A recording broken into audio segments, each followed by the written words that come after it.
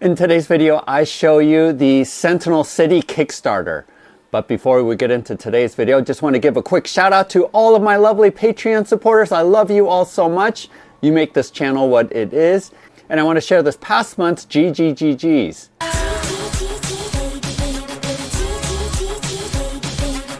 Each month, Bob the Beholder picks some of my Patreon supporters to receive gratitude gifts.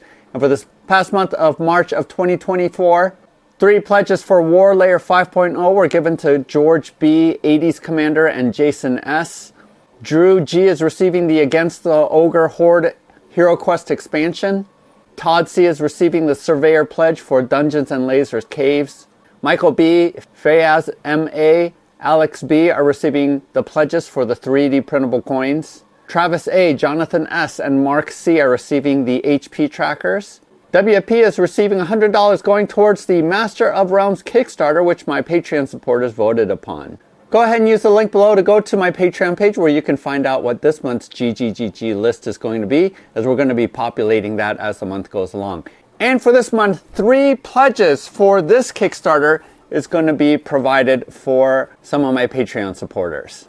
So Dragon's Rest is some of my favorite 3D printable files for both fantasy and sci-fi. I've done a number of epic builds, including a Hero Quest board, as well as a Space Hulk set, tiles for Dungeon Universalis, and Dungeons and Dragons. So I've used these files a ton, and recently Ian from Dragon's Rest, he has created a new feature called Drag and Drop, which is similar to the grid system that Dungeon Blocks uses for its system. But one of the differences with Dragon's Rest is that they do use a 1.5-inch grid system, which is larger than most of the other ones, and it allows for more space for miniatures. And this set is amazing because I've been looking for a modular modern city system for my game, Marvel Zombicide. If you haven't seen my video of painting that up, go ahead and check it out here. But I've been on the lookout trying to find a system that would work. I've done a number of videos for Zombicide Black Plague using Fat Dragon STL files. Again, go ahead and check it out here if you haven't seen some of those videos. But the reason why I can't use a fixed 4-inch by 4-inch system like I did for Black Plague is because with Marvel Zombies, a lot of the buildings don't adhere to that 4x4 format. And so it requires a modular system. So I reached out to Ian to see if he would be willing to create some STL files that would really work well with Marvel Zombies. And he was already working on some sci-fi terrain and decided to go ahead and create this modern cityscape, which looks so awesome. And a quick note, some of these files that he sent me ahead of time are prototypes, so the final version might be slightly different than what you see here, but this is going to give you a general sense and idea of what it looks like and how the system all works together. So this is perfect in the sense that it is modular, and I am able to recreate most of the irregular rooms that is found on the mission book. And in fact, what you see here is the very first mission, not the tutorial mission, but in the Marvel Zombicide box set, this is the first regular mission that you're going to have. I extended the map a little bit here on this side, but overall it's a faithful recreation of that board. And all of these buildings that you see here, with the exception of this corner building, was used with the pre-built rooms that Ian provided and is going to be some of the stretch goals for the Kickstarter campaign, as they are just a lot easier to be able to print out, to paint up, and to be able to put together. But I did experiment with this corner just to make sure that the modular pieces could recreate what was seen in the scenario book. And happy to say that that is absolutely the case. You have a lot of flexibility with the modular system. But you don't have to use it only for Marvel Zombicide. It obviously works for any modern day scenario game, including Marvel Crisis Protocol, which I have a couple of those 40mm figures that are here. If you haven't seen my video showcasing some of the options for Marvel Crisis Protocol, go ahead and check it out here, where I use O-scale railroad terrain in order to create a board, but I actually think this scale, even though it's 28 millimeter, still works really well with Marvel Crisis Protocol. Obviously, you can use this for any zombie game, for example, The Walking Dead, or even Zombicide modern version. And I'm also going to be using this terrain for Kraken Studios. They're going to be coming out with this post-apocalyptic skirmish game for their miniatures as well. So I think this is super versatile. Also, a quick note that the height to all of these buildings is purely for cosmetics, because when you're playing the game, you do just go ahead and lift off all of the roofs so that you can see what is inside. So again, just purely cosmetic, but I did want to go for the rule of cool and show you how awesome of a setup that you can have that makes it look really like a city block. Also, I know for stretch goals there's going to be a lot of scattered terrain that is available. I did go ahead and print these out on my resin printer, and as you can see, the detail is awesome on them, whereas all of the rest of the buildings and even the HVAC systems across the top, I did print that out on my FDM printers, and they did print at 0.2 millimeter height, which is my typical resolution that I use for any terrain. That also includes these lamps. I did print those out on FDM as well.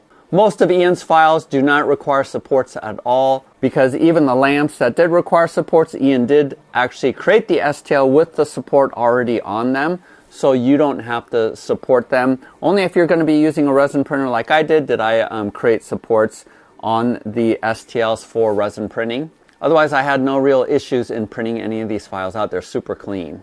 Again, like I mentioned before, I do think that it's easier to print these out as built-out rooms. So in as much as Ian is going to be providing a number of pre-built rooms that's going to fit the scenarios that is in the Zombicide book, I did go into Microsoft 3D Builder and use that program in order to create my own custom rooms and to be able to print those out as 4x4 blocks. If you haven't seen my video on how to use Microsoft 3D Builder, go ahead and check it out here. But one of the downsides of having a modular system is it does tie you into a particular color scheme. Of course, you can paint things up different colors that you want, but when you have a modular system, you need each of the pieces, individual pieces, to be able to fit the color scheme of all the other pieces. So it does sort of tie you into one color scheme when you're using that modular system. Now with some of the fixed rooms, you are able to paint those differently, both exterior and interior. But for the most part, I chose to stick with this color scheme overall, and I don't think it looks that bad. Maybe with standalone buildings like this, you could choose to maybe color it gray or a different color than all the other ones. But for the most part, I think the variety of colors that I have here makes it look good. By the way, use the timestamp below if you want to go to my painting tutorial at the end of this video or for the campaign walkthrough.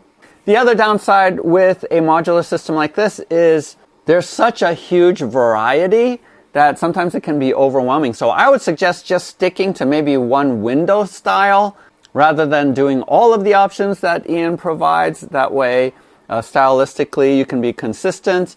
But, you can play around and see what kind of style that you enjoy the most. And the fact that there's interior walls as well as exterior walls, that also complicates things a little bit. But in general, I think the added complication for having the flexibility of a modular system that allows you to recreate the scenarios in the book, it's a good trade-off for that flexibility.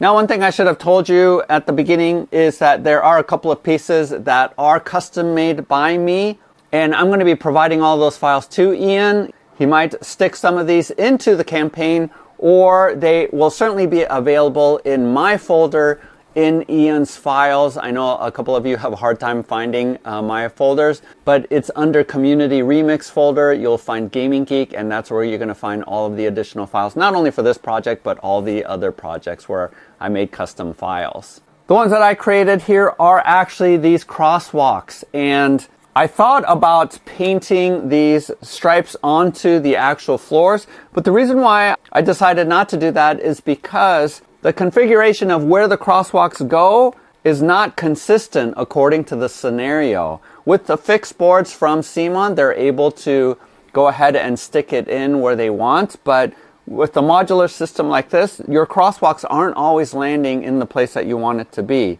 So I decided to create these separate files, just cutting some of Ian's road tiles and then adding these hashes.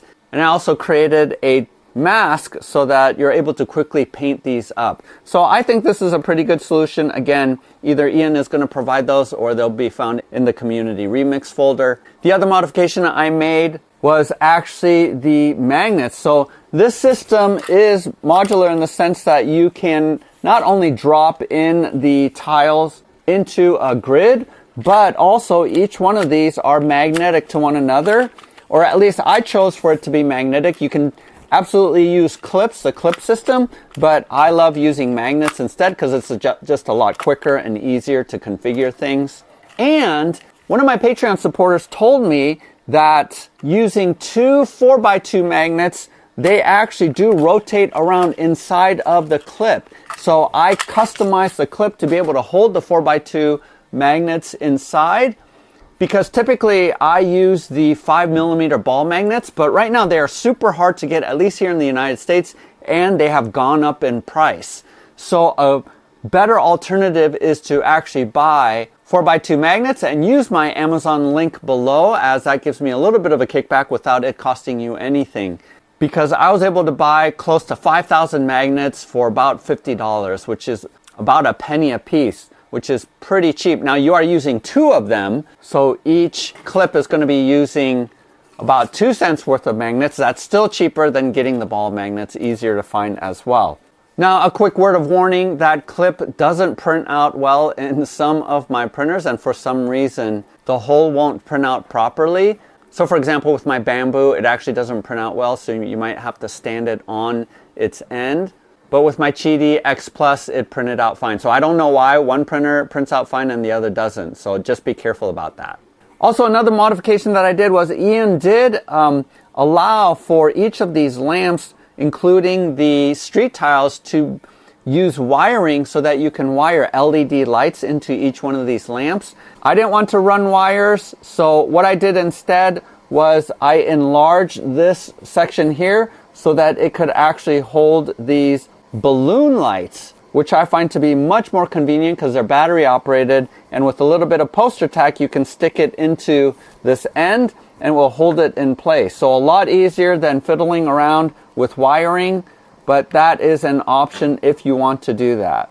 Also, another custom mod that I did was to create these billboards that stick on the side of these buildings, and again, because I magnetize everything, just sticks up really easily on the side of these buildings. So you can print that out for yourself. Again, uses a 4x2 magnet across the top to stick to the side. And all of these edges, again, because they're magnetic, I did create slots and took off the clips and made it so that you can put in a 4x2 magnet here so that it just attaches to the side of these buildings really easily. This billboard also is from another creator. I can't quite remember where I got it or where I pulled it off, but Ian, hopefully a billboard that sits on top of a building will be one of your offerings, or maybe a stretch goal for this campaign. But other than those things, everything else is included in the campaign or will be a stretch goal. I just love these awnings that he created. Very simply, again, I just put in some magnets there and it holds up by itself. There's the option of having this railing down here at the bottom so that you can put these concrete steps onto the building. There's various tops that you can put on, not only these HVAC units, but also this feature up here on top. I love the mailboxes, the dumpsters, the fire hydrants. There's so many little details that make this look like a real city block. The cars, by the way, are just store-bought. I can't even tell you what scale it is, but I think you can purchase most of them from your local store or online. And then finally, I do have the intention of putting in some plastic for the windows, but I do wish that these STLs did have a slot, because I know some creators do put a slot so that all you have to do is slide in a piece of plastic that goes in between the window pane. So that's a feature that I wish was a part of this project, but I think it'll be relatively easy to glue in a little piece of plastic from the inside onto these windows. So let's go ahead and go to the computer and I can walk you through the campaign. Go ahead and use the link below to go to the Kickstarter, but word of warning, this is a preview page. It has not launched yet, but by the time the video posts, it should be live. pretty close to being done, but there might be some final changes, so just keep that in mind. So there's going to be only one pledge option. So this is $99 Australian, which is about $65 US.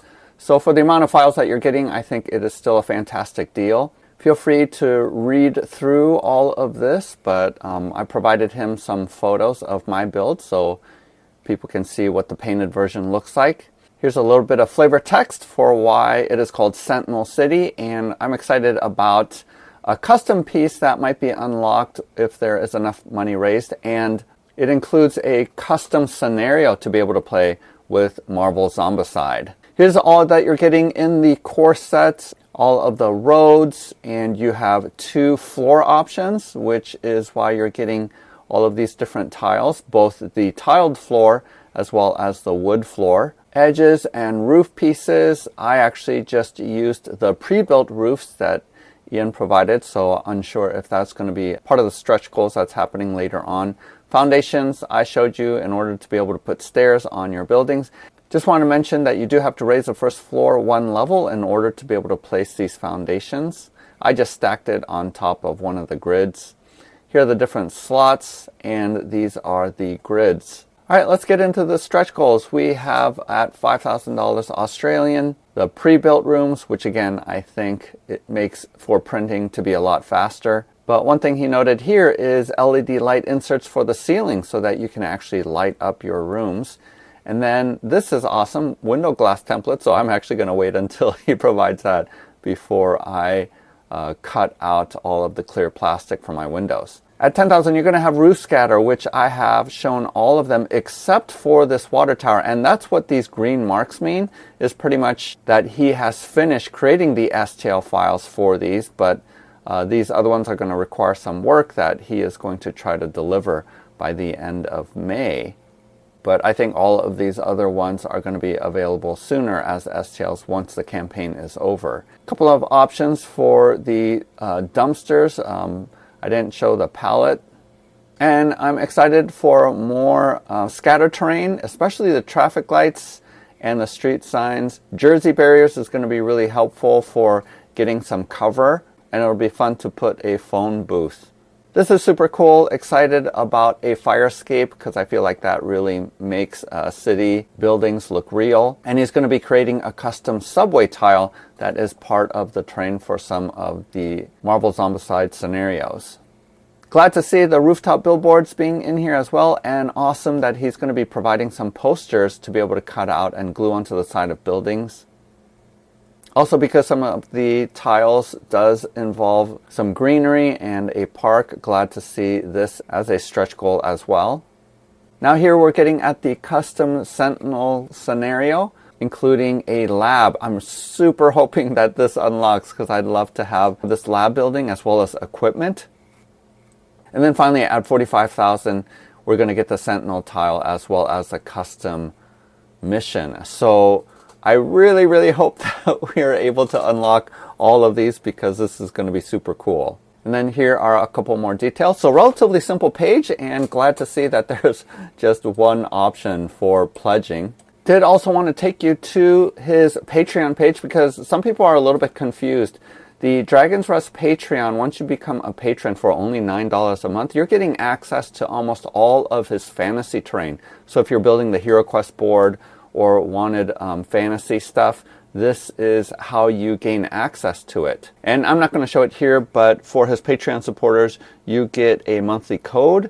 It isn't this ticket, this is just a graphic, but you get a monthly code and you're able to log on. And this is basically a Dropbox where you gain access to all of the files. And again, here you're going to find in my folder all of the modifications that I have made, so I'll ask Ian to create a Sentinel City folder for you. Also really quickly, if you use the link to go to his website, this is where you're going to gain access to all of the sci-fi files, and that isn't included as part of the access that you get as a Patreon supporter, so you can just purchase these directly. And this is where I picked up my Space Hulk set. This vehicle kit is amazing, and then a bunch of other sci-fi terrain that is available. So there you go. Hopefully this video is helpful for you and convinces you that this is an awesome project to get into. Makes your game much more immersive, and like me, I just love recreating an actual city block and moving away from the 2D tiles, which, by the way, I feel like the color and the features on the 2D tiles are great, but compared to this, this is so much better to have a 3D board. I'm definitely going to be printing out a lot more so that I can rebuild out the biggest scenarios that are found here. I know stretch goals are going to be coming out for the park scenarios, so hopefully we're going to have a lot of fun and unlock a lot of things from this campaign. Go ahead and stick around for the painting tutorial if you want. Otherwise, happy printing, happy gaming. We'll see you next time. So here's the 3 spray primers that I'm going to be using. I've got my regular black here, but then this is the Ultra Matte Slate, which is one of my favorite dark grays. And then also have a dark brown. This is the Krylon Camouflage, Camouflage Brown. Honestly, you could just get away with either this or this. And between the two, I would suggest getting this if you can find it. Honestly, it really doesn't matter. But I'm going to be spray priming the inside, all of my internals with the brown, and all of the externals with this. But again, I think at the end of the day, just pick one. You don't have to do both. So here, just doing all of the externals. And here, I've lined up all of the individual ones. Just stuck them all in here just for easy priming. Corners, the edges, and then also the outside of these ones I want to be gray too, not black. I print everything out in black. If you have dark gray PLA, then you don't have to do the bases. But go ahead and do a quick priming job. Doesn't even have to be super soaked in or anything.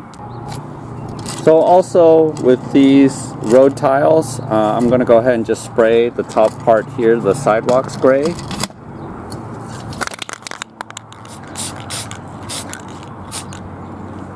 Again, doesn't really need a whole lot because we're going to come back and do black for the road part. Alright, now I'm going to go ahead and grab my camouflage brown, and I flipped all of these over because I want one side to be facing on the outside to be gray and all the internals to be brown. I'm going to go ahead and also prime all of my doors and the manhole covers. Once this is dry, I'll flip the doors over.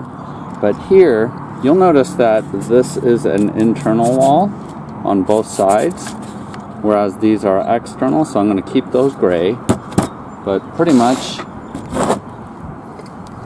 I'm going to spray any internal walls with the brown, including the floor on the inside like this. I know that I'm getting some brown on the outside, but again, it doesn't really matter a whole lot, just as long as you're getting a primer down.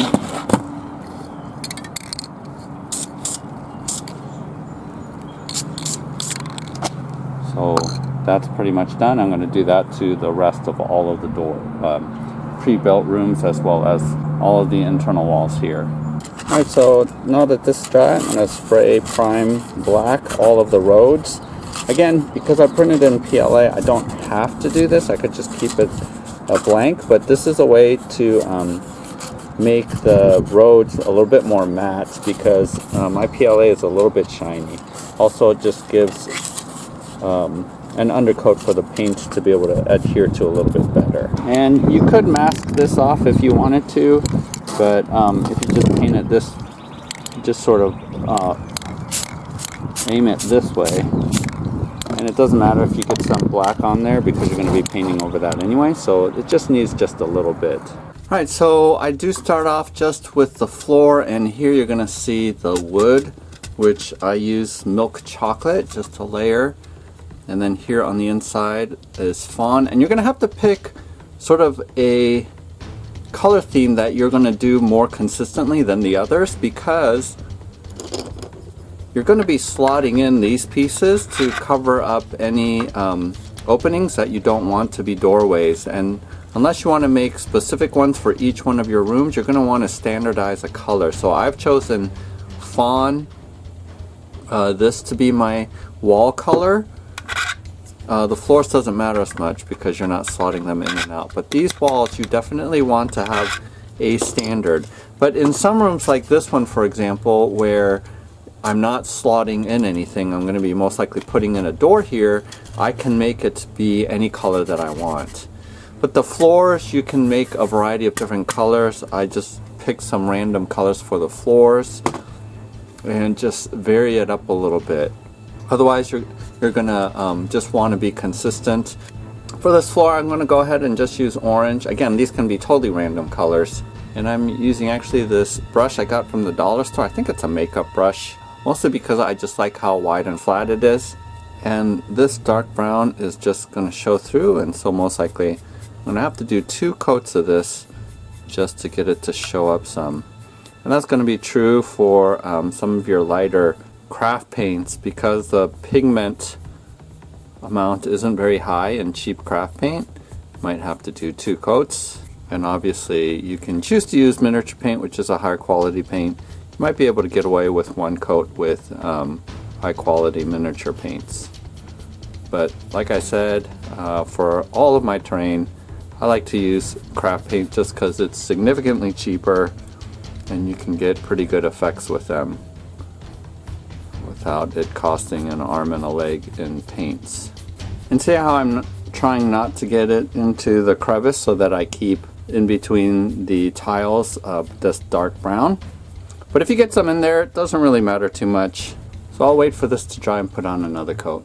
Now see, with the application of the second coat, I'm still not making it all sort of really solid and all one color, but it's still relatively splotchy, and this is absolutely a personal preference for the style that you want to achieve, because for the most part in the apocalypse, you know, you're not going to have pristine homes or anything like that, so I prefer it to have sort of a weathered look. But some folks will want to have pristine, you know, realistic pristine homes, and if you want to do that, you can do that multiple ways. Not only just doing multiple coats like this, but you might want to prime everything with a lighter color rather than this dark color that I primed with, because if you prime with like a lighter gray or even white, you're just going to get a lot more brighter and cleaner colors. But I like it, see how it's sort of splotchy, and that's why I like having a darker undertone to it, is because you're going to get more shadows and shading throughout the project. Now I'm going to go ahead and grab some fawn like I mentioned, but it can be any beige color. And again, this is my default color that I'm going to use for most of my terrain. Like maybe 90% of my terrain is going to be this color, just because I don't want to keep track of a bunch of different colored slots that I'm going to need for my buildings. Just coloring the walls. I'm going to have to do 2 coats of this as well. And as you notice, I'm being sloppy. I'm not caring that I'm getting it onto the trim. As long as I don't get it on the floor, I'm okay. I actually want to get it on the trim, because the trim I'm going to come back with white. And having this lighter undercoat makes it easier for the white to show up rather than being on top of the super dark brown. But I'm intentionally sort of keeping close to the baseboard a little bit dark, just because I want to delineate between the baseboard and the wall. So go ahead and do this to all of the inside walls, and once you're done with that, you're going to take your slots, do the same thing with your slots. It's a little bit easier to paint because you're just holding this one piece and just going like so. And again, I'm going to have to do 2 coats. But see how down here in the corners I keep it dark? That's just going to delineate the wall from the baseboards or the trim. This is Rookwood Red, so a really dark red color. And this is the color we're going to use for all of our brickwork. And be careful not to get this red into the crevices. Again, want to keep the dark gray as a background. And I'm being careful not to hit any of the trim because we're going to do that in dark gray. Oops, got some right here.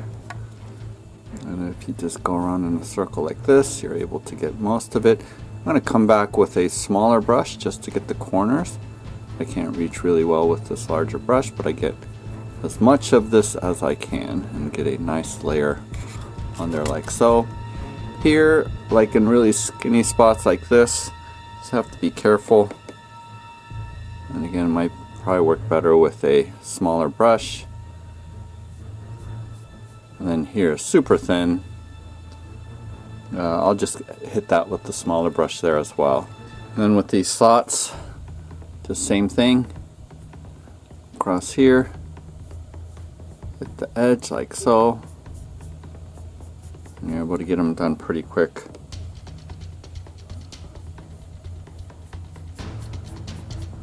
Like that. Alright, so I'm getting some fawn. I have a brush like this. And I want to get a lot of that paint off because this is very slight dry brushing. And I'm going to go back really lightly over the brick so that I'm hitting the edges with this fawn. I'm staying away from the gray because I want there to be sort of a natural fade where the lightning is happening more in the center of the bricks. And as you can see, it's very subtle. You're gonna wreck your brush doing this, so use one you don't mind sort of ruining. I'm using this neutral gray from Americana, and here I'm lining all of the external trim. Of course, you can make this color any color that you want, and in fact it would be easier if this trim was a similar red color. Then you can just sort of dry brush the entire thing the same color, but I just wanted the trim to be a little bit different, so I'm picking out this gray color. And what I'm doing is I'm sort of hitting the top parts of these sections with a lot of paint, and then just fading it as it goes down. And then make sure you hit this section too, as well as the base just across the top, because you're going to have the trim, magnetic trim, covering up the lower half. So that's sort of the effect that you want. Leave this, don't paint the window trim because that's gonna come back with that to be white.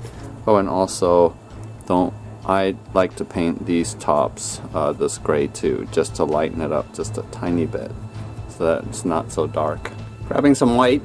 So this is probably the most challenging part of painting, is doing the trim work. And this is the part where you have to have the most steady hand to get a straight line, especially on the baseboard, because you don't want to get it on the floor. So I leave a border and edge so you can still see the dark brown right there. So I don't go all the way down to the floor, and that just gives me a natural edge. But I do want to maintain a pretty straight line. So in order to do that, your brush has to be relatively wet in order to get that straight line. Like so. And sometimes I have to go over it just to keep it straight. Like that. Once I establish that straight line, I do want to do the top. And this part's a little bit easier because you actually have an edge. And just run it across the top. Again, you're trying to maintain a relatively straight line rather than it being wavy. So always pull your brush towards you, just pulling it along like that. So that's the baseboard. And then here I do color this section white too. This edge, and even where it slots in for the slot. And then the top baseboard, basically hit the bottom part like this. I don't even bother getting underneath there because that's a natural place of shading right there. And then I hit the edge right along here to be white. Like so. And see how it's splotchy, but it doesn't really matter because when you're looking at it like this, you're really not going to see that section. Then also you want to do the inside of the windows and then the outside frame as well. Just being careful not to get any white onto any of the other parts. But basically just outline in white. And then the windows that are like this, you just want to do both sides like so. One thing I realized is that when you put the doors in, you actually see the color here. So I'm actually going over it with some gray to match the outside color instead. So regarding the doors, I chose to print out the ones with the bar across the top, and it does print with these supports, so you can just peel these off, which is super cool. And I just primed it, spray painted it white. And then the doors I spray painted for my default this sort of beige color, and then for there's green, blue, and red doors that are specific to scenarios that you need keys or things to unlock.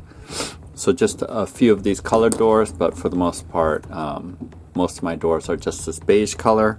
So here, just grab your silver or whatever color you want the handle to be. So I grabbed soft tone, but you can also get Seraphim Sepia, any kind of sort of lighter brown shade.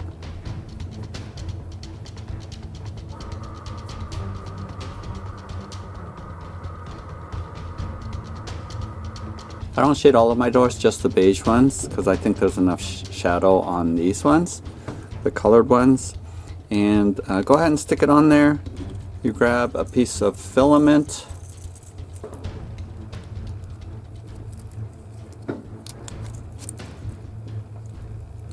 And once it goes up as high as possible, I just retract it a little bit and clip it. And you don't have to glue it or anything because I found it stays on there relatively well. Okay, we're going to do the roads. We're going to start off with one of my favorite colors, which is zinc, this dark gray. And I'm using a broad hog's hair brush. I'm actually going to start off with the sidewalk and going to color the sidewalk and get some pretty good coverage on it because we're going to put a lighter gray on top of this. And again, it can be splotchy because sidewalks aren't completely uniform in color. Once I do the sidewalk, I'm going to go ahead and actually put a light coat right onto the black. But because I want it to be relatively dark, I'm not going to put a lot on here, just very lightly. And I know it's a little bit hard to see in the camera, so it's just very subtle. For the most part, still want it to look primarily black. But this just highlights, you know, the texture, the awesome texture that's on the streets. So this is what you're going for. Now I'm going to go ahead and grab some slate gray, which is a lighter gray. And then using my same brush, I don't even bother cleaning it, but now I'm going to dry brush this lighter gray on top of the zinc, and only on the sidewalk. You don't do this on the asphalt, so that you're lightening up the color of this gray, like so. So I think that's a nice gradient gray on there. All right, gonna go to our manhole covers. These are spray primed with dark brown. And I'm gonna go ahead and go back to our Rookwood red that we used for our bricks, because I'm gonna do a rusted sort of color. And what you wanna do is just randomly add some of this Rookwood red onto here and just make it random. Now I'm grabbing some orange, and see my brush, it's all wrecked, so I'm using an old brush, and this is where I stipple it to get the rust color effect. And again, just random, put it at various places. And again, just keep it uneven, don't make it even. And as you can see here, ideally you should paint this rim. So I would do the dark brown and do all of that stuff, being careful not to get it on the asphalt, but don't have time to do that, so I'm just going to skip that step and just do the manhole covers. Going back to zinc, going to be painting all of the trim. This is going to be quick work. And all of the roof tiles.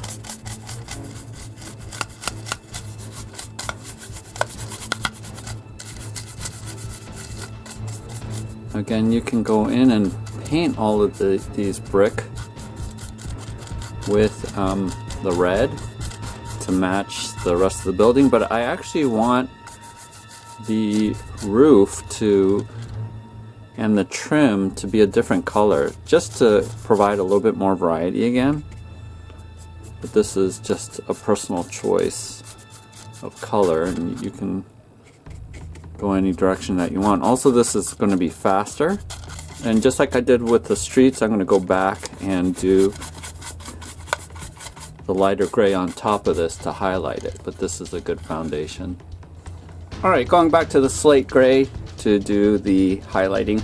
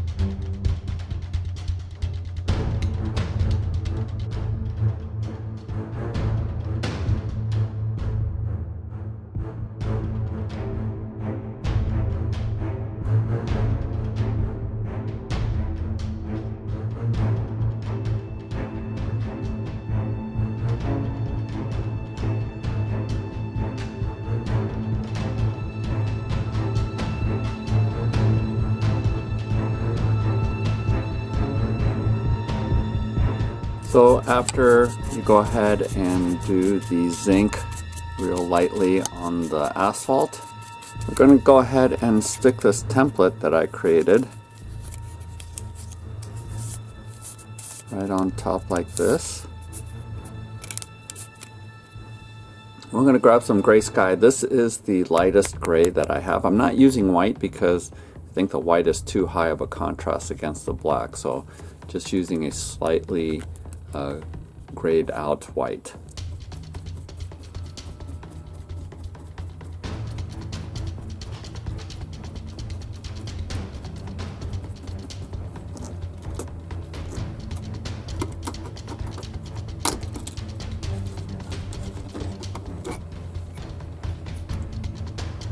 For these half pieces, you can just go ahead and still use the full-size template for it, like so.